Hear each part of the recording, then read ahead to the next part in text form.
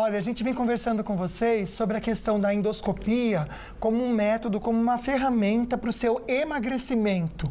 Coisas que eu não conhecia. Eu sei que você em casa também ficou surpreso com esses procedimentos que a Endovale traz para você, trazendo segurança também e toda a questão também de você fazer algo que vai dar certo, que vai dar resultado. Mas muito depende do paciente. É o que a gente tem aprendido nesse mês, junto com a doutora Fernanda. Que legal ter você aqui, doutora, e o doutor Bruno também.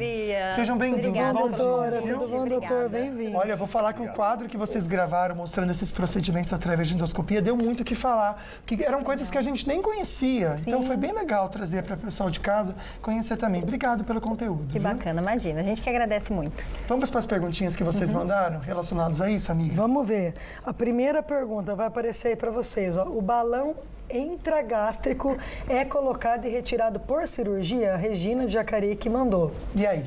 Regina, não, ele não é colocado e retirado por cirurgia, ele é colocado e retirado por endoscopia, né? E essa é uma das grandes vantagens do balão, né? Ele é todo colocado e retirado pela boca, então não tem cortes no abdômen. É um procedimento muito seguro, com baixos riscos, muito rápido, dura em torno de 20 a 30 minutinhos, né? Muito rapidinho. E ele é muito, assim, tranquilo, rápido e indolor, né? O paciente dorme durante a realização do procedimento, então não sente dor alguma. Até para você de casa entender um pouquinho esse procedimento, a gente fez uma imagem desse balão intragástrico para a gente deixar rolando para você ver como que ele é feito, né, doutor? Teve uma outra perguntinha que chegou também, que a gente pode seguir, do Jorge de São José dos Campos, que ele pergunta se ele é perigoso. Não. Na verdade, o balão é um método muito seguro, tanto o balão quanto a sutura, que a gente vai falar um pouquinho também, né? São métodos minimamente invasivos que a gente fala, né? A gente não altera a anatomia ali do estômago, não mexe no intestino, né? Então, estatisticamente falando, a chance de complicação é igual a de uma endoscopia normal. Claro que, como qualquer tratamento médico, né, é importante que se procure uma equipe especializada, né, que ofereça todo o suporte necessário para o tratamento também. Sim, né? sim.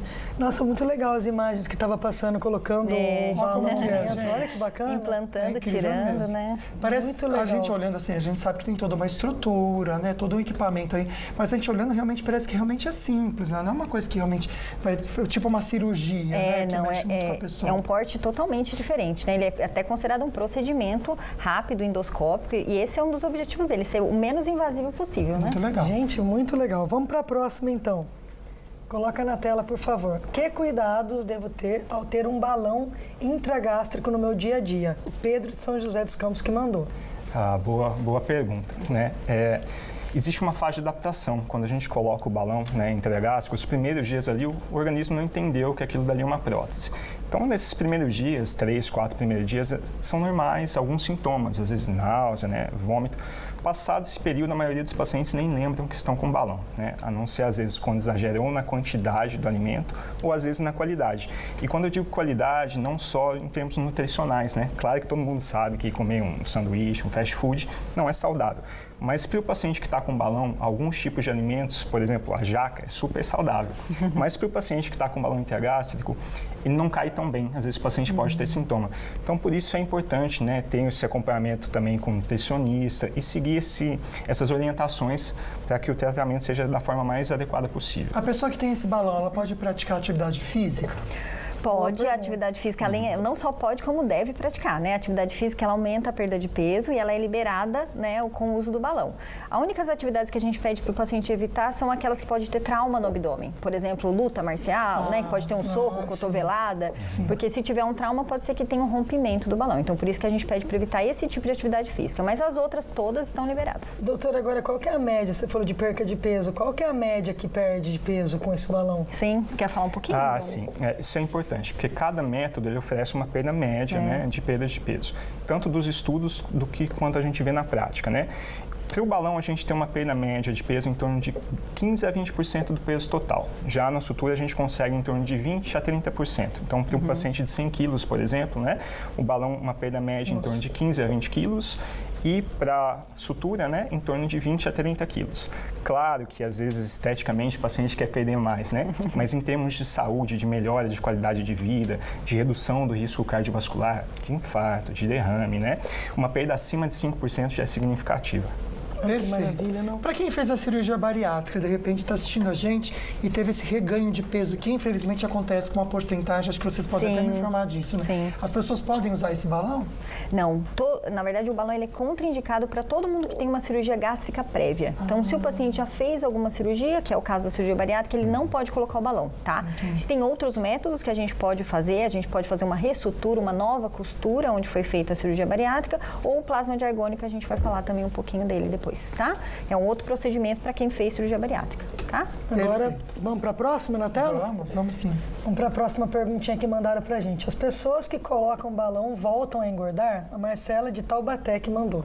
Marcela, sim, isso pode acontecer, como qualquer método, né? Eu sempre gosto de frisar que o tratamento para obesidade é para o resto da vida. Então, por exemplo, igual o paciente hipertenso. Ele toma medicamento para diminuir a pressão melhora, mas se ele para de tomar o medicamento, a pressão vai voltar a subir. E com a obesidade é a mesma coisa. Se o paciente vai voltando aos mesmos hábitos que levaram ele a reganhar peso, né, o resultado sempre vai ser o mesmo. Isso vale tanto para os medicamentos, para o balão, para a sutura, quanto para a cirurgia bariátrica também. Então é importante ter isso em mente, que é um tratamento para o resto da vida. Perfeito. Vou mudar um pouquinho de assunto aqui, falando ainda desses procedimentos através da endoscopia, mas com a pergunta da Joana, a gente consegue trazer até outra informação para vocês. Ela é de Jacareí, obrigado pela participação de vocês, tá bom? Ela pergunta o seguinte: tem um procedimento que vocês costuram o estômago.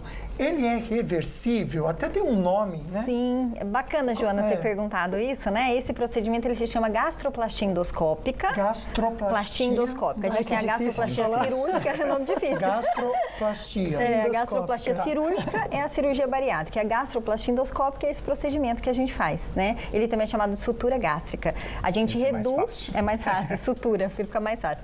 A gente reduz 70% do estômago, né? Costurando por dentro, que é o que está mostrando ali na imagem. Costura ou só tira costura. um pedaço? Não, a gente só não costura. tira um pedaço, a gente só costura. Então, a gente reduz costurando mesmo, né? E nas primeiras 4 semanas, essa costura ainda não está totalmente cicatrizada, né? Então, teoricamente, nas primeiras 4 semanas é um procedimento reversível. Se eu for lá e cortar o fiozinho, essa costura se desfaz e o estômago volta ao estado original. Depois de 4 semanas, essa costura está definitiva. Então, aí não se desfaz mais, né? Então, ele é reversível parcialmente. Nas primeiras 4 semanas, sim, e depois não. Interessante, depois que cicatrizou já... Depois que cicatrizou, formou cicatriz. E ele é feito por endoscopia. Por endoscopia. Gente, é muito rápido, pouco legal, invasivo. né? O paciente vai embora para casa no mesmo dia. Só para vocês terem uma ideia. Ele não fica nem internado. Porque a gente sabe que existe a bariátrica e quando a pessoa vai fazer a bariátrica, ela assina até um atestado ali de que ela... não vou falar o nome assim, mas é como se a pessoa assim, olha, tudo que acontecer de bom, de ruim, eu tô responsável por isso. Tem muita gente que fica até com medo de assinar aquele negócio, sabe?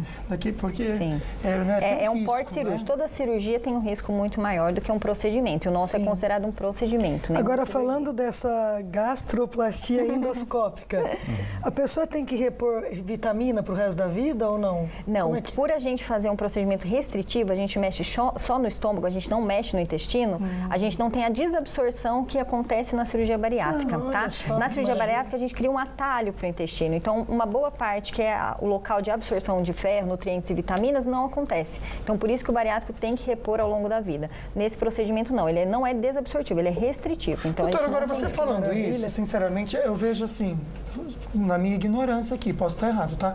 Eu não vejo uma vantagem, então, de você fazer uma bariátrica ao fazer essa cirurgia, esse procedimento. Na verdade, hoje a cirurgia bariátrica ela é indicada para pacientes com IMC maiores, tá? São pacientes que precisam ter uma perda de peso muito grande, então a gente fala que realmente ele precisa de ter uma desabsorção para que tenha uma perda maior, né? E em alguns outros casos. Mas hoje a gente tem essas opções que são para vários pacientes, né? Então a gente tem que sim sempre optar por um método menos invasivo, sendo possível, claro. A bariátrica não é ruim, a gente sabe disso, ela tem suas indicações, mas o que a gente não pode é banalizar essas indicações, né?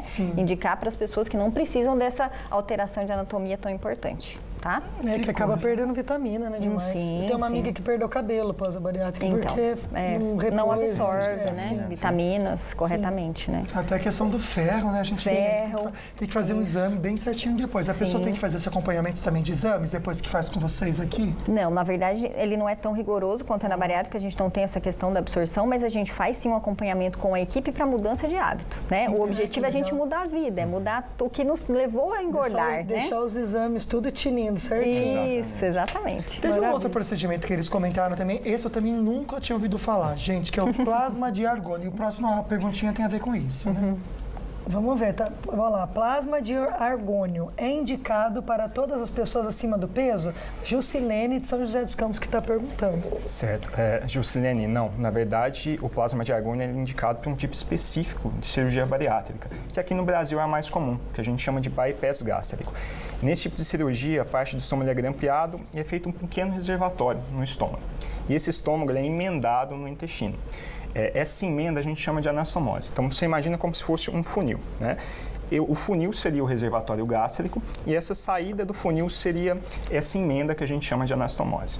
O que pode acontecer, e é uma das causas de reganho, não é a única, mas é uma das causas, conforme o paciente vai voltando a aumentar a quantidade de alimento, a saída desse funil, essa anastomose, ela vai abrindo. Então, o alimento meio que passa direto desse pequeno reservatório para o intestino e o paciente pode voltar a ganhar peso, né? No plasma de argônio, a gente faz uma cauterização dessa anastomose, dessa saída desse funil, de forma que uma anastomose que era grande, né, a gente vai fechando ela. Então, o paciente volta a ter saciedade, né, volta a se sentir mais satisfeito rapidamente e com isso ele consegue perder peso. Gente, que incrível. E esse também, doutor, é feito, esse é por cirurgia, não? Não. Isso é tudo por endoscopia. Do céu, e ele é um incrível, procedimento muito rápido. Uma endoscopia normal dura em torno de 10 a 15 minutos. Uma sessão de plasma de argônio é feita sob sedação. Então, o paciente está dormindo, não sente nada. A gente dura em torno de 20 minutos, né? Que maravilha, E às vezes a gente fala que faz uma cauterização, uma queimadura, o paciente já pensa, nossa, mas isso vai doer, assusta. 98% dos pacientes não sentem nada. Tem paciente que às vezes não acredita que a gente fez. A gente tem que mostrar as imagens, olha, foi feito, né? E a própria cicatrização do paciente, né? Conforme vai cicatrizando, vai ajudando a fechar ali onde a gente fez esse procedimento. Gente, que sensacional, né? Incrível. São técnicas que realmente a gente veio conhecer através da Clínica Endovale. Quero reforçar para você o Instagram da Clínica Endovale voltada mesmo para esse núcleo de emagrecimento. Está escrito aqui para vocês, mas eu vou esperar também, que é obesidade Endovale. Você pode seguir agora mesmo para entender outros procedimentos que eles oferecem para você, tudo com muita segurança, vale muito a pena você conhecer também. Então, obesidade Endovale, esse é o perfil do Instagram desse núcleo de emagrecimento mesmo para você, gente. Para você, na verdade, eu acho que transformar a sua vida através de um procedimento. Muitas vezes é o primeiro passo que vai fazer toda a diferença, né, doutor? Exatamente. A gente sempre fala que qualquer procedimento não é milagre, né? A gente não tem nenhum paciente deve esperar milagre, mas ele ajuda muito na mudança, né? Ele é o pontapé inicial. A gente fala que são ferramentas, né?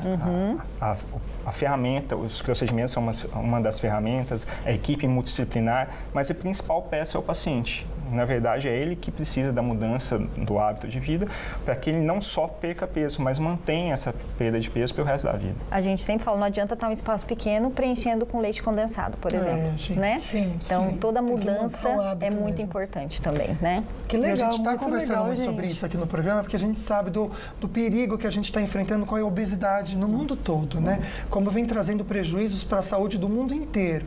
E a gente precisa muito cuidar sério. da gente, né, amiga? Sim. E, pode ter certeza que você consegue. Sendo bem orientado por profissionais capacitados, tudo pode melhorar. Tenha certeza disso. Obrigado, viu? Imagina, a gente Obrigada, que agradece viu, doutor? trazer esse tema Obrigado pelo importante. convite. Obrigada Bom demais. mesmo.